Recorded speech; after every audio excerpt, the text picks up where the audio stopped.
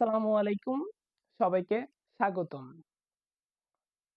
আজকে যেহেতু আমাদের মাস্টার অফ অল টিউটোরিয়ালস এর প্রথম ক্লাস শুরু হতে যাচ্ছে, যেহেতু আজকে আমাদের প্রথম ক্লাস শুরু হতে যাচ্ছে, তো আজকে সংক্ষেপে আমার পরিচয়টা দিয়ে তারপরে আমরা আমাদের ক্লাসটা শুরু করি।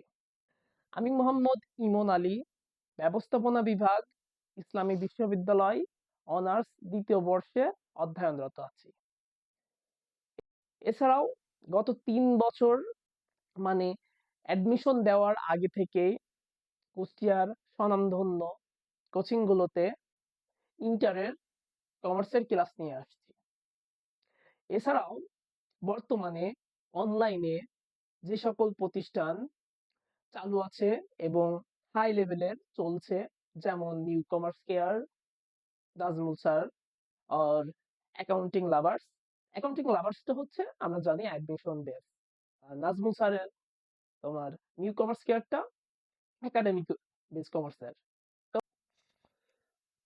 অনলাইনে যে সমস্ত প্ল্যাটফর্ম আছে, এই প্ল্যাটফর্ম গুলো থেকে আমি আমি নিজে শিখি, আমি নিজে যেটুকু জানি, তার বাইরে থেকেও আমি অনলাইনে সবার ক্লাস দেখে তাদের সিস্টেমটা ফলো করে তারা কিভাবে শেখায় সবকিছু দেখে আমার নিজের মেধার সাথে তাদের মেধাটাও সংযোগ করে আমি টোটালি আমার মতো করে সবকিছু গুছিয়ে সাজিয়েছি। যেমন দেখা যাচ্ছে একটা ম্যাথ নাজমুল স্যার একরকম ভাবে করায়, দেন আবার জাহিদ স্যার আরেক রকম করায়। আর আমার জিনিসটা কি, আমি হচ্ছে তাদেরও স্টুডেন্ট ছিলাম। তো তাদের ক্লাসগুলো আমি দেখেছি, করেছি, সবারই ক্লাস করেছি। আদারওয়াইজ যে সকল প্ল্যাটফর্ম গুলো আছে তাদের ক্লাসও করেছি। তো সবকিছু আমি মিলিয়ে কিভাবে করা যায়, কারণ একজন তো প্রপারটা দিতে পারে না, তাই না? কখনোই পারে না, সে আমি হই বা অন্য কেউ হোক। তো কার কতটুকু ঘাটতি আছে বা কি আছে, সবকিছু মিলিয়ে আমি সবকিছুর উপর ভিত্তি করে নিজের মতো করে সাজিয়েছি সবকিছু। আশা করি মাস্টার অফ অল টিউটোরিয়ালস এর সাথে থাকলে আপনারা অ্যাকাউন্টিং এর সবকিছু নতুন নিয়মে মানে খুব ইজি ভাবে শিখতে পারবেন। এটা আপনারা আশা রাখতেই পারেন। তো মাস্টার অফ অল টিউটোরিয়ালস এর সাথে থাকুন। প্রতিনিয়ত ইম্পর্টেন্ট টপিক, ইম্পর্টেন্ট টপিকের ক্লাস প্রতিনিয়ত আপনারা পাবেন। আমাদের সাথে থাকুন। এখন আমরা আমাদের ক্লাসটা শুরু করতে পারি। এখন কথা হচ্ছে আমরা আজকে কোন টপিক নিয়ে ক্লাসটা শুরু করব। বর্তমানে আমরা জানি অ্যাডমিশনের সিজন চলছে, তো আমরা অ্যাডমিশনের একটা ইম্পর্টেন্ট টপিক নিয়ে আমরা আজকের ক্লাসটা শুরু করব। কোন টপিকটা নিয়ে ক্লাসটা শুরু করা যায়? আমরা জেনে থাকি বিগত কোশ্চেনগুলোতে, ভার্সিটি অ্যাডমিশনের কোশ্চেনগুলোতে সবচাইতে বেশি প্রশ্ন এসে থাকে এবং প্রতিটা এক্সামে প্রশ্ন আসে, এমন একটা টপিক হচ্ছে সেটা আর্থিক অবস্থার বিবরণ। আমরা জেনে থাকি ভার্সিটি অ্যাডমিশনের কোশ্চিন এই আর্থিক অবস্থার বিবরণী থেকে হয়ে থাকে। এর আমরা একটা ইম্পর্টেন্ট টপিক আমরা আজকে শিখব। তাহলে আমরা কোনটা শিখবো আজকে? আর্থিক অবস্থার বিবরণীর টপিক। আর্থিক অবস্থার বিবরণী, ওকে। আমরা আজকে আর্থিক অবস্থার বিবরণীর একটা টপিক শিখবো। আমরা সকলেই পরিচিত, আমি বলি শুনেন এই কোশ্চেনটা সম্পর্কে। দেওয়া থাকে এমন, আমরা ক্রয় মূল্য, বিক্রয় মূল্য এবং এর উপর মুনাফার হার সম্পর্কিত কোশ্চেন। যেমন কখনো বলা থাকে ক্রয় মূল্যের উপর মুনাফার হার এত পার্সেন্ট, তাহলে বিক্রয় মূল্যের উপর মুনাফার হার কত পার্সেন্ট হবে। আবার দেওয়া থাকে বিক্রয় মূল্যের উপর মুনাফার হার এত পার্সেন্ট হলে ক্রয় মূল্যের উপরে মুনাফার হার কত পার্সেন্ট হবে। এই ধরনের কোশ্চেন এসে থাকে। এই ধরনের কোশ্চেন গুলা আমরা কিভাবে খুব ইজিলি ভাবে কয়েক সেকেন্ডের মধ্যে করতে পারবো, এটা নিয়ে আমরা আজকের টপিকটা শেষ করবো, ওকে। শুরুতে আমাদের এই টপিকটা কমপ্লিট করার জন্য দুইটা বিষয় জানা লাগবে। প্রথম লাইনটা আমরা মনে রাখবো,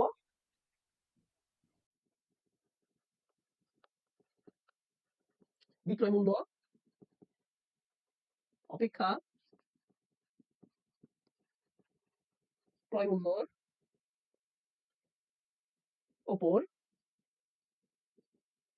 মুনাফার হার বেশি হয়।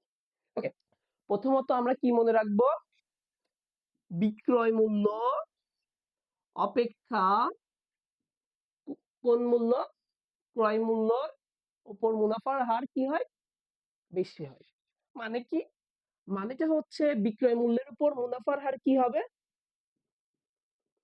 কম হবে। ক্রয় মূল্যের উপরে কি হবে? বেশি। এক কথায় শুধু মনে রাখবো আমরা ক্রয় মূল্যের উপরে মুনাফার হার বেশি হয় আর বিক্রয় মূল্যের উপরে মুনাফার হারটা কি হয়? কম হয়। জাস্ট এই দুইটা জিনিস মনে রাখবো। ক্রয় মূল্যের উপর মুনাফার হার বেশি হয় আর বিক্রয় মূল্যের উপর মুনাফার হার কি হয়? কম হয়। এখানে জাস্ট এইটুকু আমার জানা লাগবে। সেজন্য এখানে বলা হয়েছে বিক্রয় মূল্য অপেক্ষা ক্রয় মূল্যের উপর মুনাফার হার বেশি হয়। এখন যদি আমি দুইটা উদাহরণ দিই, এক হচ্ছে সাপোজ উদাহরণ থাকলো দুইটা মুনাফার হার, একটা মুনাফার হার দেওয়া থাকলো 5% আর একটা দেওয়া থাকলো 10%। ওকে, একটা 5% আর একটা 10%। এখন যদি আমি বলি আপনাকে এর ভিতর থেকে কোন পার্সেন্টটা বিক্রয় মূল্যের হার আর কোন পার্সেন্টটা ক্রয় মূল্যের হার, আপনি কি বলবেন? অবশ্যই আপনি বলবেন 5%টা হচ্ছে বিক্রয় মূল্যের উপর মুনাফার হার আর 10%টা ক্রয় মূল্যের উপরে মুনাফার হার। তাই তো বলবেন, তাই না? হ্যাঁ, মানে সবকিছু মিলিয়ে কি বোঝাতে চাচ্ছি আমি? ক্রয় মূল্যের উপরে মুনাফার হারটা হবে সবসময় বেশি আর বিক্রয় মূল্যের উপর মুনাফার হার হবে কত? কম। এখন যদি বলি ক্রয় মূল্যের উপরে মুনাফার হার 5%, বিক্রয় মূল্যের উপরে কত? অবশ্যই কি হবে? 5-এর কম না? অবশ্যই কম হবে। এখন যদি বলি ক্রয় মূল্যের উপরে মুনাফার হার না, এবার যদি বলি বিক্রয় মূল্যের উপরে মুনাফার হার 5%, ক্রয় মূল্যের উপরে মুনাফার হার কত হবে? বিক্রয় মূল্যের উপর 5%, ক্রয় মূল্যের উপরে কত হবে? অবশ্যই 5-এর চাইতে বেশি। বেশি। কেন বেশি? কারণ বিক্রয় মূল্য অপেক্ষা ক্রয় মূল্যের উপর মুনাফার হার কি হয়? বেশি হয়। ওকে, এই একটা জিনিস মনে রাখবেন। আর একটা আমি সিরিয়াল দিয়ে দিচ্ছি, সেই সিরিয়ালটা মনে রাখবেন। ওকে, সিরিয়ালটা কেমন হচ্ছে? সিরিয়ালটা হচ্ছে 16.67, 20, 25,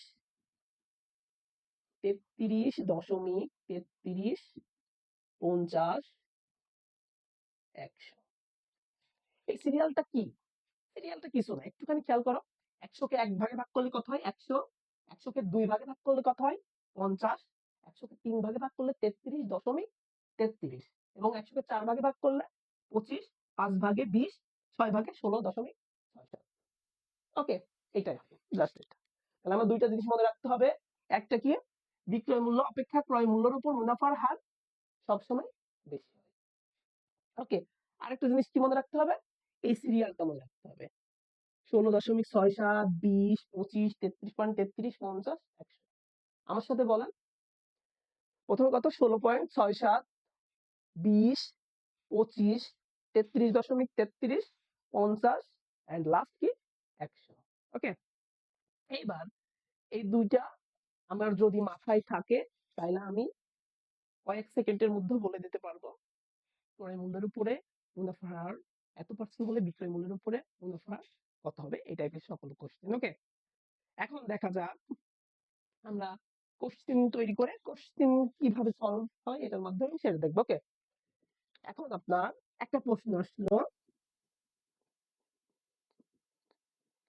ক্রয় মূল্যর উপর মুনাফার হার 20% হলে ক্রয় মূল্যর উপর মুনাফার হার কত হবে? ওকে, তাহলে প্রশ্নটা আমরা একটুখানি ভালো মতো খেয়াল করি। ক্রয় মূল্যের উপর মুনাফার হার 20%। মুনাফার হার কার উপর দেওয়া আছে?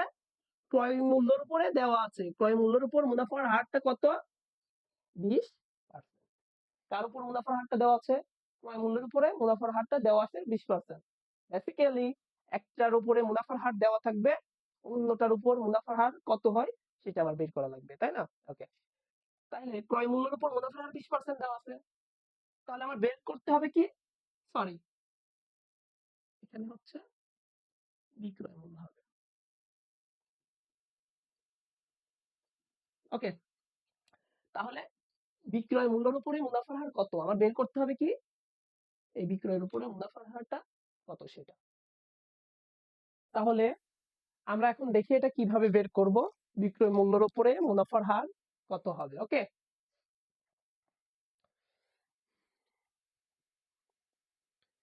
এখন ক্রয় মূল্যের উপরে মুনাফার হার 20% বলা আছে। আমরা কি শিখেছি ওপর থেকে, বিক্রয় মূল্য অপেক্ষা ক্রয় মূল্যের উপর মুনাফার হার কি হয়, বেশি হয়। মানে কি, ক্রয় মূল্য উপর যে হারটা আছে 20%, অবশ্যই বিক্রয় মূল্য কি হবে ওর চাইতে কম, অবশ্যই বিশের চাইতে কি হবে কম। কারণ কি, আমরা শিখছি ক্রয় মূল্যের চাইতে বিক্রয় মূল্যের উপর মুনাফার হার কি হয়, কম হয়। তাইলে এখানে কি হবে, বিশের চাইতে কম। দেখেন তো বিশের চাইতে কম সিরিয়ালে কোনটা আছে, 16.67। তাহলে আমার অ্যান্সার কোনটা, 16.67। প্রশ্ন আসবে ক্রয় মূল্যের উপরে মুনাফার হার এত পার্সেন্ট হলে বিক্রয় মূল্যের উপরে কত, এখানে যত পার্সেন্ট দেওয়া থাকবে তার চাইতে কি কম, তাই তো। যদি এখানে বলা থাকতো ক্রয় মূল্যের উপরে মুনাফার হার, যদি এখানে বলা থাকতো ক্রয় মূল্যের উপরে মুনাফার হার 25% হলে বিক্রয় মূল্যের উপর মুনাফার হার কত হবে, অবশ্যই ক্রয় মূল্য চাইতে বিক্রয় মূল্যের উপর মুনাফার হার কি হবে, কম হবে, হবে ইয়েস। তাইলে কি, অবশ্যই 25-এর চাইতে কি বিক্রয় মূল্যটা কম হবে। দেখো তো 25-এর চাইতে কম, আগে সিরিয়াল কোনটা আছে 20 না, তার মানে কি ক্রয় মূল্যের উপর মুনাফার হার 25% হলে বিক্রয় মূল্যের উপর হবে কত, 20%। ওকে, এইবার আমরা তো দেওয়া ছিল কিসের মান, ক্রয় মূল্য উপর দেওয়া, ক্রয় মূল্যের উপরে দেওয়া ছিল আমাদের বিক্রয় মূল্যটা বের করা লাগতেছিল। এবার দেওয়া থাকবে বিক্রয় মূল্যের উপরে মুনাফার হারটা আমার বের করতে হবে ক্রয় মূল্যের উপরে মুনাফা কত হবে। দেখি তাহলে, দেওয়া থাকবে বিক্রয় মূল্যের উপর মুনাফার হার 25% হলে ক্রয় মূল্যের উপর মুনাফার হার কত হবে। ওকে, তাহলে বিক্রয় মূল্যের উপর মুনাফার হার কত দেওয়া আছে, 25% দেওয়া আছে, বিক্রয় মূল্যের উপরে দেওয়া আছে কত, 25%। আমার বের করতে হবে ক্রয় মূল্য উপরে কত। এখন দেখি বিক্রয় মূল্যের উপর আমরা কি জানি, বিক্রয় মূল্যের উপর মুনাফার হার কম হয় আর ক্রয় মূল্যের উপরে বেশি হয়। তাহলে এখানে দেওয়া আছে বিক্রয় মূল্যের উপরে মুনাফার হার 25%, তাহলে ক্রয় মূল্যের উপরে কি হবে, আমরা জানি বিক্রয় মূল্য থেকে ক্রয় মূল্যের উপর মুনাফার হার কি হয়, বেশি হয়। তাহলে কত হবে, অবশ্যই 25-এর চাইতে বেশি। দেখো তো এখন 25-এর চাইতে বেশি মানে কি, আমি সামনে যাব না, তাহলে 25-এর চাইতে বেশি কোনটা, 33.33 না।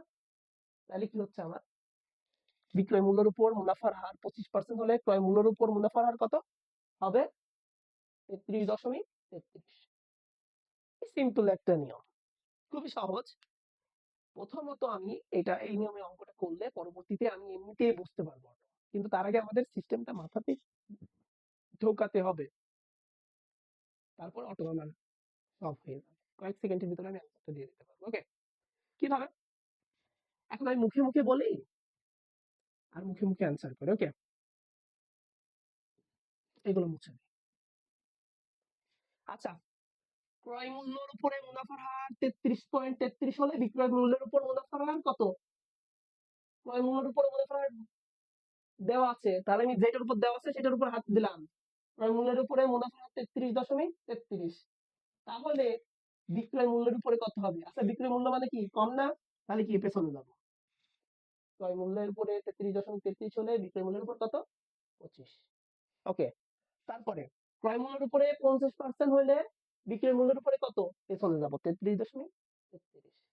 যদি বলে ক্রয় মূল্যের উপরে মুনাফার হার 100%, তাহলে বিক্রয় মূল্যের উপরে কত, বিক্রয় মূল্য মানে কি পেছনে যাবো 50%। ওকে, সেম ভাবে যদি বলি বিক্রয় মূল্যের উপরে মুনাফার হার 25%, তাহলে ক্রয় মূল্যের উপরে কত, চাইছে কি প্রশ্নে চাইছে কি ক্রয় মূল্যের উপরে কত, তার মানে কি সামনে যাবো 33.33।